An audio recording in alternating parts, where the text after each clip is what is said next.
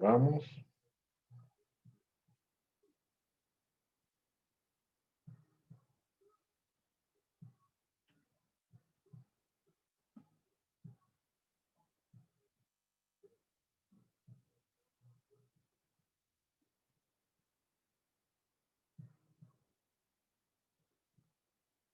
Buenas noches, Lice. ¿Cómo están? Buenas noches. Un gusto, señorita Verónica.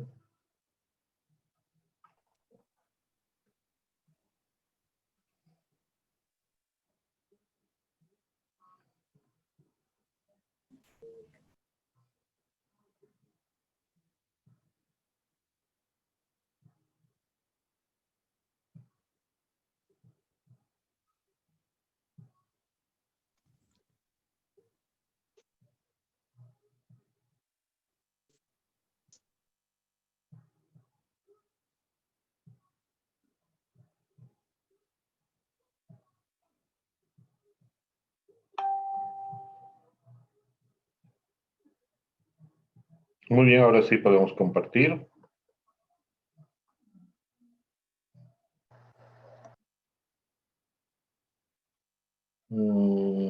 Ah, ¿y cuál es el que está pues? Ahora sí. Compartimos. Cierro esto. Señores, el día de la anterior semana, miércoles, nos hemos quedado acá. Hemos hablado del sistema y proceso de control. Creo que es una de las herramientas más fuertes que nos corresponde a nosotros como auditores operativos. A ver, veamos. ¿Qué dice lo siguiente?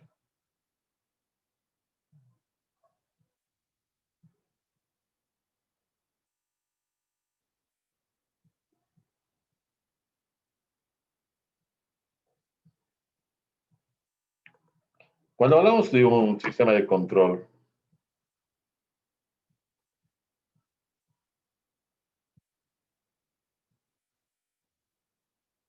entendamos que la medición y la corrección del desempeño para garantizar que los objetivos de la empresa y los planes estratégicos diseñados sean logrados o se alcancen como tal. Entonces, medir es básicamente determinar esa desviación que pudo tener entre lo presupuestado y lo ejecutado, entre lo planeado y lo logrado, ¿sí? Y determinar los elementos de corrección que nos permitan enmendar dichas desviaciones. Obviamente, el curso de acción de una auditoría externa operativa es extemporánea, mientras una auditoría operativa que es interna es de gestión, es de una empresa en marcha, gestión abierta.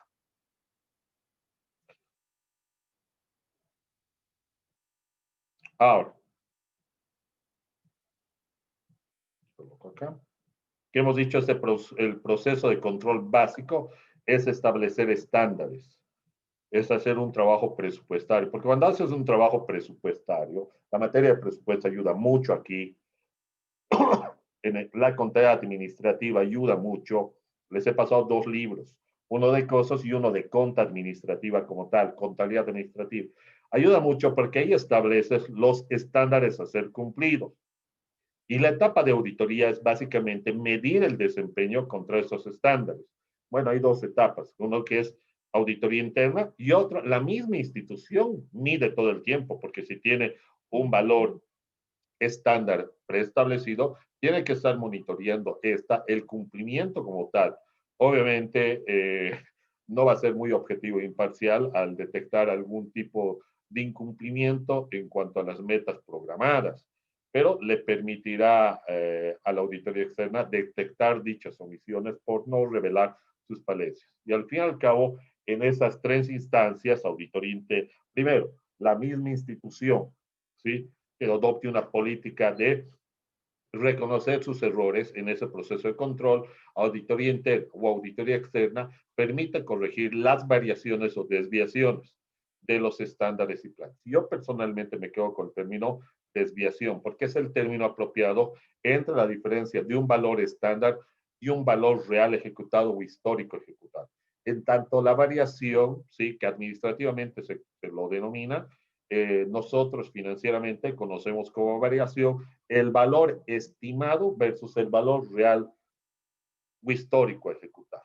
¿Ya? Yo personalmente me quedo con el término técnico de desviación, no, no lejos del término variación.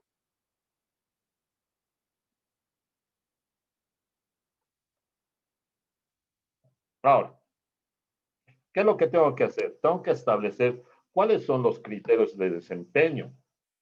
¿Sí? En primer lugar, parametrizar cuáles son los criterios de desempeño de cada una de las áreas, funciones, departamentos, desempeño cuantitativo, cualitativo. Entonces, para medir un desempeño, tengo que trabajar básicamente estableciendo cuáles son las correcciones de dichas desviaciones, lo que les señalaba. Entonces, estableces los parámetros, mides el desempeño, encuentras las desviaciones y haces las correcciones de las mismas en esos tres niveles. Empresa por sí solo, auditoría interna o auditoría externa, que es auditoría operativa o administrativa.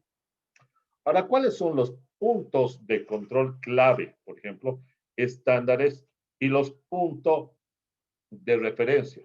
Un benchmarking es muy importante. ¿Qué es un benchmarking? Es comparar ciertos procesos, actividades o la industria, yendo de lo general a lo particular, ¿sí? Con otra de similar naturaleza. Entonces, rescatas lo favorable, lo positivo de otra industria de similar naturaleza a la tuya y controlas y comparas con la tuya. Entonces, ese es un punto de control clave. Los principios de control de punto clave, ¿sí? Ese control efectivo requiere de la atención de aquellos factores decisivos para evaluar el desempeño en relación con los planes. Repito, el control efectivo requiere siempre la atención a aquellos factores decisivos. ¿Sí? Estamos viendo, puedes ir desde arriba, desde la gerencia hasta llegar a la parte operativa. De esa manera puedes evaluar el desempeño. El desempeño. Siempre con los planes ya establecidos. Bueno, ¿qué tipo de estándares puede darse puntos claves? Controles físicos, de cumplimiento de objetivos, horas, unidades producidas, horas de capacitación, adquisición de maquinaria, ¿sí? Establecimiento de nuevas sucursales, de costos, que esta es la parte fuerte de nosotros, ¿o no? De capital que vas a incrementar, ¿qué tenías planificado este año? Incremento de capital, ¿cuál era tu fuente de financiamiento? La, eh, la venta de acciones, ¿en qué mercado? En el mercado primario, en la bolsa de valores, es una oferta pública, va a ser cerrada, vas a cotizar en la bolsa de valores como tal, va, va a ser incremento de capital por parte de los socios, se ha establecido la asamblea en los tiempos establecidos para dar incremento de capital, el cumplimiento de los ingresos establecidos. Si estableces un número determinado de unidades a vender, también consecuentemente puedes ponderar y evaluar cuáles son las metas en cuanto a recursos económicos se refiere. Y cuando hablamos de ingresos, nos referimos desde el ingreso de las ventas brutas, ventas netas, otros ingresos, inclusive los ingresos que los mismos socios inversores podrían recibir como retorno de su utilidad. De los programas establecidos, tienes un programa de implementación de seguridad industrial, tienes un programa implementado de incorporarte una ISO, una OSHA.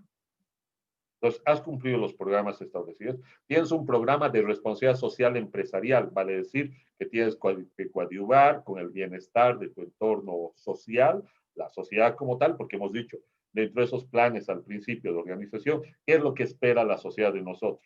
No simplemente espera que nosotros lucremos, también nosotros otorguemos. O sea, has cumplido tus programas de responsabilidad empresarial, ¿Has cumplido tus programas de capacitación? Ponderar tus intangibles. Muchas veces tienes una inversión en una empresa donde nominalmente el capital puede ser 4 millones, pero resulta que ya es una empresa con 22 años o 25 años de trayectoria, donde tiene un valor de retorno, una rentabilidad del 27-35% promedio. Por ejemplo, ahí tú dices, oye, valgo bien, soy buena empresa, o sea, somos 25 años en el mercado, te pondrás a pensar, ¿qué eres? Estoy entre estrella o vaca. Ya, excelente, ya tienes una posición. ¿En qué etapa estoy? Estoy en la meseta, en plena conservación de ventas, ¿sí? Con un ligero crecimiento. Muy bien. ¿Qué hemos dicho? Que los socios, cuando vendan sus acciones, ¿sí? Un socio que invirtió 400,000 bolivianos el año 1 y fueron recibiendo sus utilidades, no sé, del 2%, porque la empresa va creciendo 8, 10, 12, 16, 20, y durante 20 años ha ido sufriendo y mejorando la eficiencia como institución y por ende mejorando el retorno para con los socios inversionistas. Pero qué gracioso que después de 25 años venga un socio y diga, yo quiero 400,000 y voy a recibir el mismo beneficio. Entonces, ahí normalmente los socios tienden a vender con una reserva sobre emisión de prima. ¿Qué pasa si yo vendo toda la empresa? ¿Cuánto realmente vale la empresa? Ahí, por ejemplo, es muy interesante trabajar con un ingeniero financiero para que se haga la valoración de la empresa. Sí, en su valor contable, nominal, vale sus 8 millones, pero por un goodwill, por un crédito mercantil, por un derecho de llave, pueda que valga 2 millones más. Y puedes entender que esa valoración de esa empresa lo habrán hecho a perpetuidad. O sea, tienes un valor intangible. ¿Cuánto más vale? ¿Por qué? Por la posición de la empresa, los años de experiencia, el retorno de utilidad, la clientela ganada, de las metas, cuántas son tus metas obtenidas, ¿sí? En recaudación, metas en recuperación de créditos, metas en ventas. La banca, por ejemplo, trabaja mucho con ventas, o sea, ¿cuánto se va a colocar capital de préstamos? ¿En qué tipo de créditos? ¿De consumo, microcrédito? Se subdita mucho, porque si no cumple sus ventas, no va a cumplir mucho de sus de los otros elementos consecuentes, por ejemplo, de capital, de ingreso, perdón. Asimismo, lo más importante, de hecho, los planes estratégicos, que es el punto de partida de nuestra materia, ¿sí? O sea, hay tres cosas bien importantes en la materia. La, el ser eficaz, eficiente y económico. Pero ¿en base a qué? A una prelación y un punto de partida que es el plan estratégico, el objetivo. Y en función de eso, empezamos a bajar poco a poco, ¿sí o no? Las metas, los objetivos, los programas, el presupuesto. En esa jerarquía de norma, ascendente y descendente. Ascendente porque va de la máxima autoridad hacia abajo, pero también ascendente porque la retroalimentación del cumplimiento de dichos objetivos va de la parte operativa hasta la parte ejecutiva. Y te preguntas, decíamos, la gerencia puede implementar un plan estratégico, pero si no hace los programas, no es culpa de la parte operaria el no cumplimiento de dicho plan, porque dependía mucho de la parte ejecutiva, de la parte de jefaturas, gerencias. Pero ahora el incumplimiento de la parte operativa va delegando, como puse un ejemplo, que si producción no vende, no produce porque va que almacén no le entrega. Almacén se reclama, ¿por qué? Porque, ¿qué se llama? Porque créditos no recupera. No, porque tesorería no paga. Tesorería reclama porque créditos no recupera las deudas. ¿Y por qué? Porque, y dice, ¿por qué no vemos un plan de fuente de financiamiento alterno, una línea de crédito? Que nunca se optó por la gerencia. ¿Y por qué no recuperamos? La gerencia ha reprogramado los planes de crédito. Pues mueve.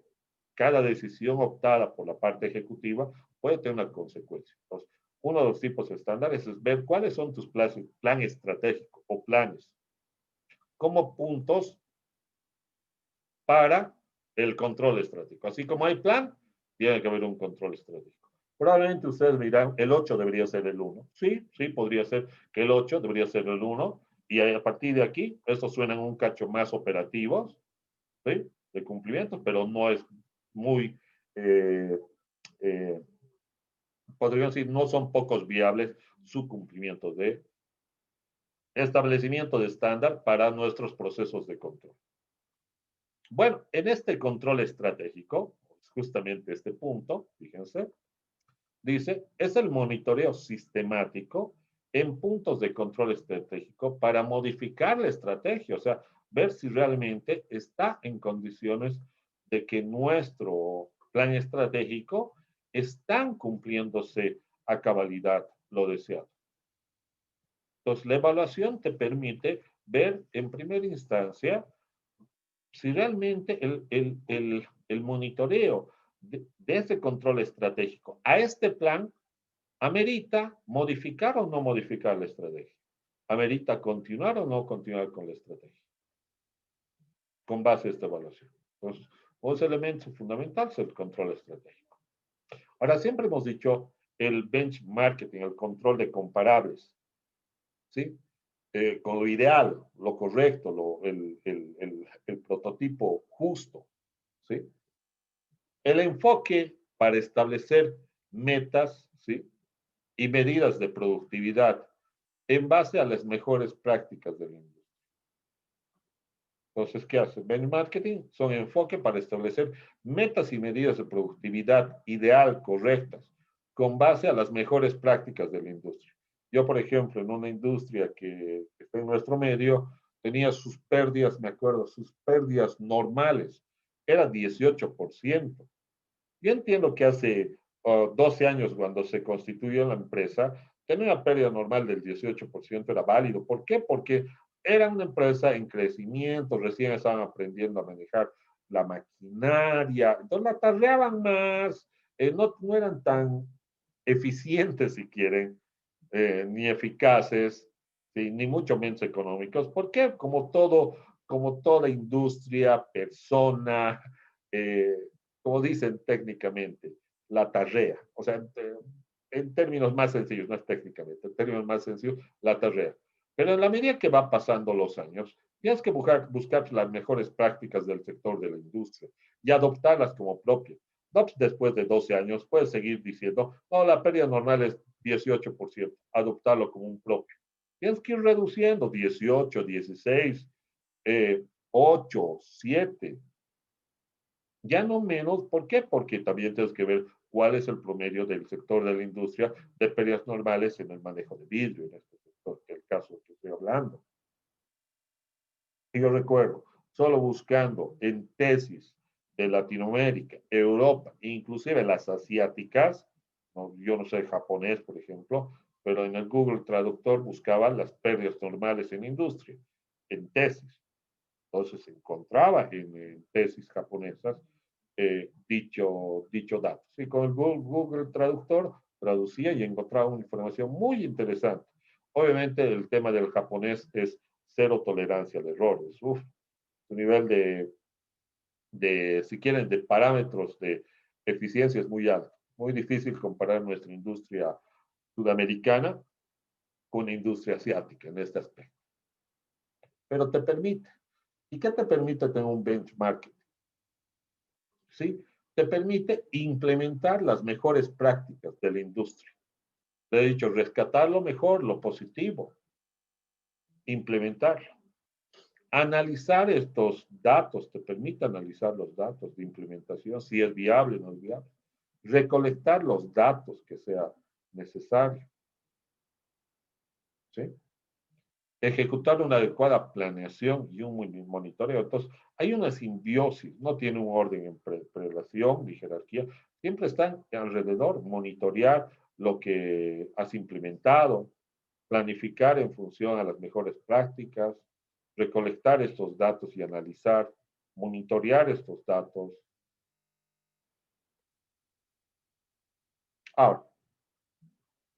Ahora, ¿qué puntos de referencia, por ejemplo, tenemos? Podemos tener un benchmarking, ¿sí? Estratégico.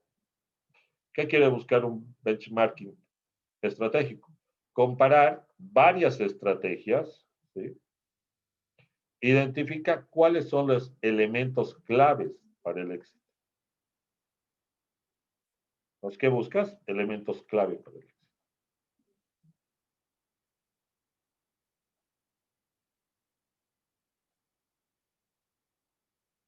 Compara varias estrategias y encontrar los elementos claves, elementos estratégicos clave.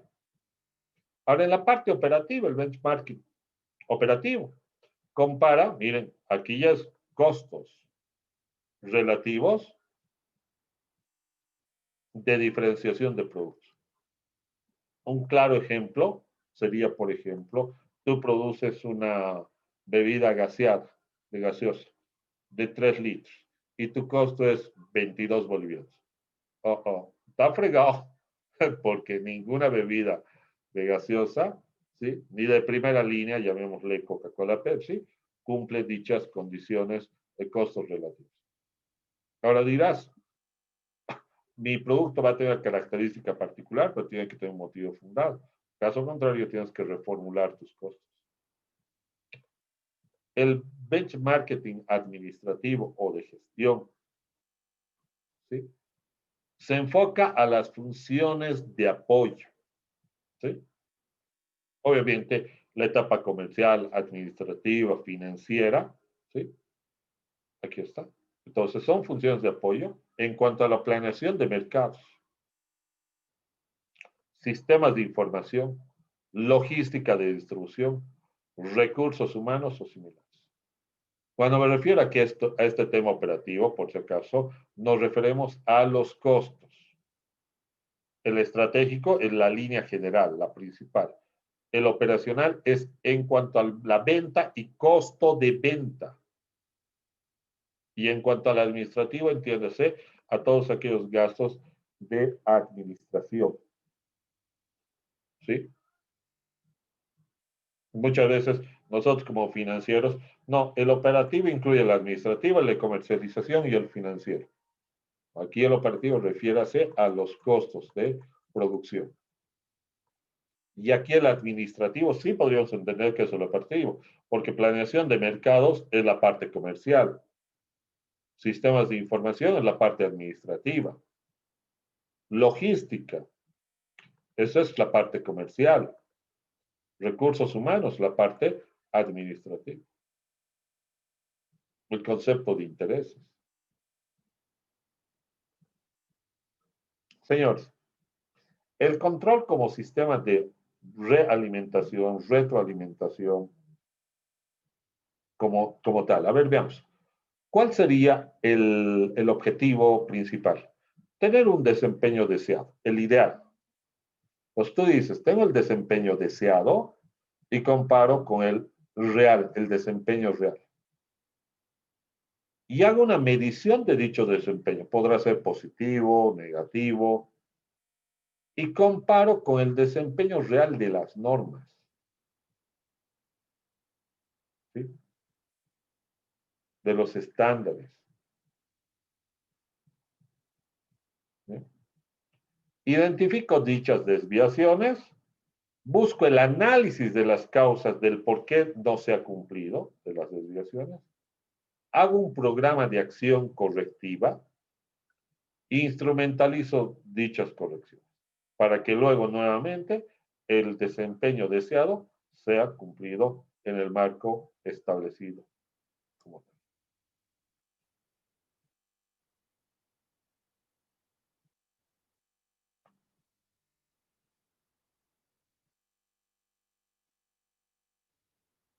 Ahora, ¿cuál es la información y control en tiempo real?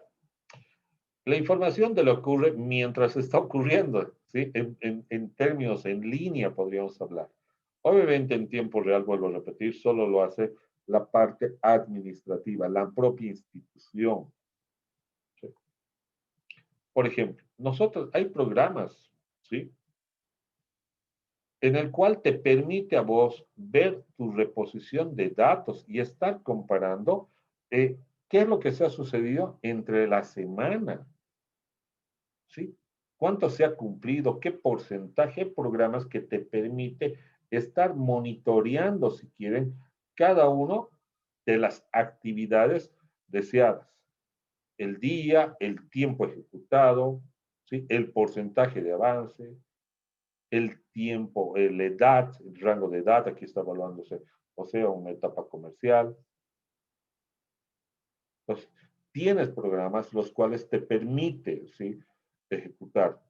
Oye, la mayoría, lamentablemente, de nuestros programas que tenemos en Bolivia, contables, no se integran con el sistema presupuestario.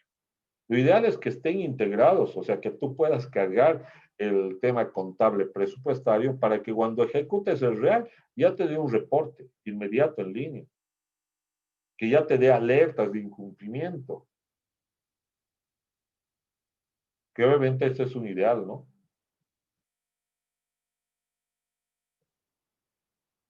Ahora, el control preventivo es en línea, eso lo define la agencia. Si no tiene los instrumentos, pues está fregado, espera sus reportes.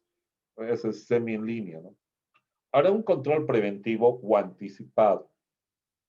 Para un control efectivo, los administradores de un ente requieren un sistema de corrección anticipado que les informe sobre los problemas potenciales y que les permita tomar medidas correctivas antes de que surjan los problemas. Anticiparse, saber que algo va a pasar y tomar las medidas para limitar el impacto. Y el preventivo es básicamente prevenir que algo pueda pasar. Entonces, ayuda sí un control efectivo, pero sí o sí necesita un sistema de medición de corrección proyectado.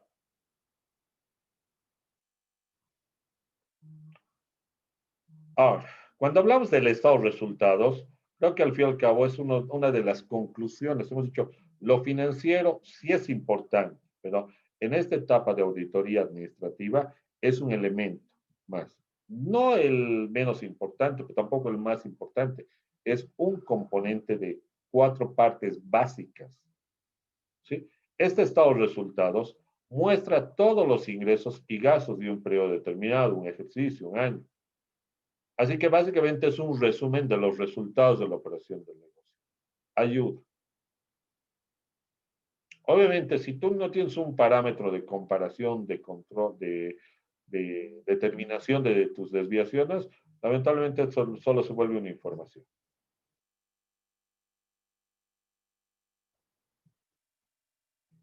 Ahora, el control mediante el rendimiento de la inversión, aquí se vuelve bien interesante, ¿no? Una forma de control es cuánto tú has invertido y cuánto es el rédito que has obtenido. Pues si tú ves el rédito de la inversión, mide el éxito absoluto y relativo de una compañía o de cualquiera de sus unidades mediante un índice de ganancia respecto a la inversión de capital.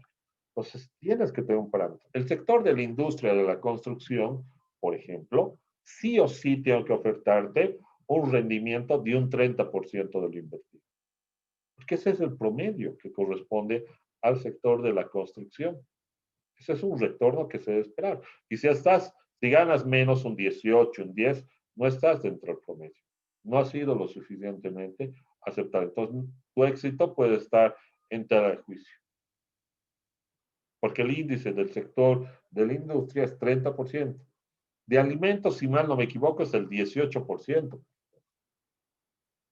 Y cada sector de la industria tiene un parámetro de rendimiento estándar que debería tener. Cuando estás por debajo de eso, estás haciendo algo más. Y automáticamente estás usando un benchmarking, estás utilizando, oye, tengo una fuente que tengo que mejorarlas, que tengo que copiar sus mejores prácticas para llegar a dicho resultado. ¿Cuáles son ahora esos requisitos de controles efectivos? Mire, tengo que adaptar los controles a los planes y puestos.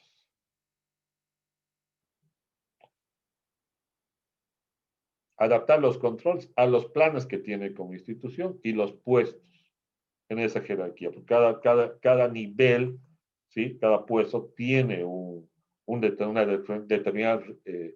determinado plan a ejecutar. Adaptar los controles a cada administrador para que puedas parametrizar su control. Diseñar controles para señalar qué excepciones pueden darse en los puntos clave. Lo que les decía, muchas veces la empresa, al ser ellos mismos los primeros que se revisan, no son muy objetivos, porque no les gusta denotar debilidad. Entonces, muchas veces no hay objetividad de control, pero se tienen que implementar. El ser un auditor independiente, un externo, tiene que parecer y ser independiente. Asegurar la flexibilidad de los controles. Si bien un presupuesto hoy en día ya no es tan rígido como era antes, es flexible hoy en día, los presupuestos son flexibles. Además, en medio año suelen modificarse los presupuestos que habrían establecido a principios. ¿Por qué? Porque se percatan que las desviaciones son significativas, son altas, por algún motivo que ameritan, que fue por un error propio de su determinación de presupuestos al inicio. Y corrigen dichas medidas. ¿Para qué? Para que los controles no sean tan altos, las diferencias o desviaciones no sean tan altas. Entonces, tienes que ser flexible en el presupuesto para consecuentemente también ser flexible en los controles. Ajustar los sistemas de control a la cultura de la organización. Vuelvo a repetir, no es lo mismo tener una entidad de intermediación financiera que tener una empresa minera. No es lo mismo tener obreros donde el bachillerato es como requisito máximo, que tener obreros cuyo requisito, o trabajadores cuyos requisitos sean licenciaturas o maestrías o doctorados. Irónicamente, las instituciones cuya cultura organizacional tiene una alta formación profesional son los más duros y reacios al cambio. Son los más difíciles de educar, por ejemplo. El sistema de control para una clínica con los médicos tiene que ser muy alto. ¿Por qué? Porque son bien tosudos en el sentido de que tenemos la razón. Lo mismo sucede con los profesores o en el mundo académico. Tener parámetros de economía de control. Obviamente, tu economía es la parte presupuestaria. Establecer controles que siempre conduzcan a las acciones correctivas, no simplemente de sanción, de llamada de atención, de observación. Tienen que tener una actitud proactiva a corregir las cosas. Ahora, por último, el control eficiente que requiere que los administradores busquen, ¿sí?, excepciones. Dice. El control eficiente requiere que los administradores busquen ciertas excepciones. Ah, bueno. En tanto, el control efectivo, fíjense, el eficiente puede dar exenciones. Mientras el control efectivo requiere que presten atención primaria a las cosas que son más importantes. Pues yo personalmente me quedo con un control efectivo, porque mi importancia siempre es de lo más importante de lo particular a lo general. Dicho esto, podríamos dar por concluido este módulo de control. ¿Alguna duda? Porque a partir de ahora vamos a hacer unos ejercicios chiquititos.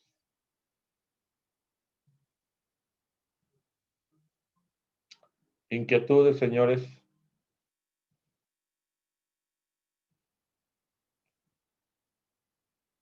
Ninguna, dice. Muy bien, ¿alguien más? Muchas gracias por manifestar. Está bien, Liz. Ya, excelente. Está bien, Lice. Muy bien.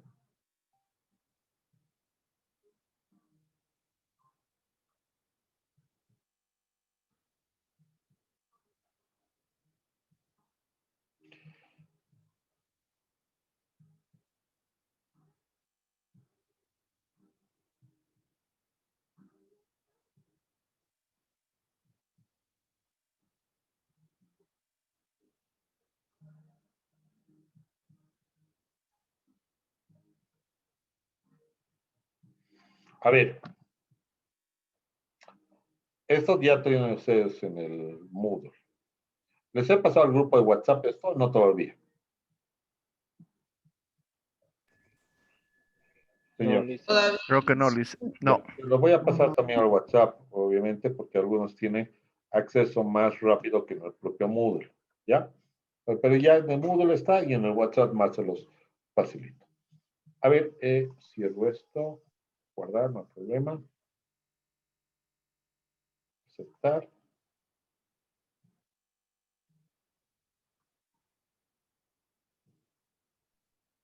Hola. Ya. Pensé que se cerró la sesión. Lo siento, lo siento. Señores, el último punto como herramienta de gestión. El cuadro de mando integral o el Balance Scorecard. Entiéndase como el Balance Scorecard, ¿sí?